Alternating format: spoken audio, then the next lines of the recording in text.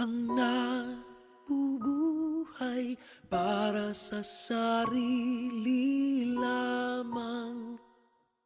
Walang sino man ang namamatay para sa sarili lamang. Tayong lahat ay may pananagutan sa isa't isa. Tayong lahat ay tinipon ng Diyos na kapiling niya.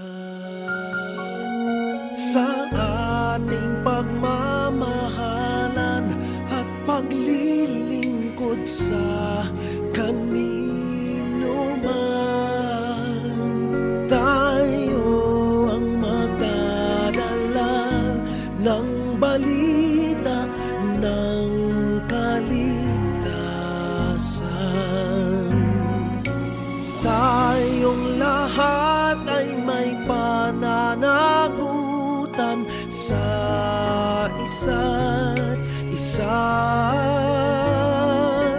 Tayong lahat ay tinipon ng Diyos na kapiling niya. Sabay-sabay ngang mag-aawitan ang mga bansa.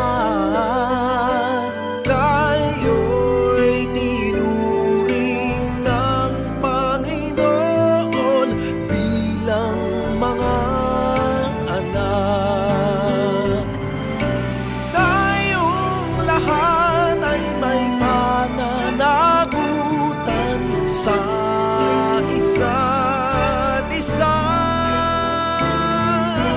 Tayong lahat ay tinipon ng Diyos na kapiling niya. Nabubuhay para sa sarili lamang.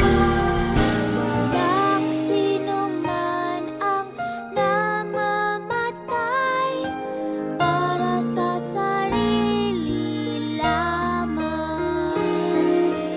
Tayong lahat ay may pananagutan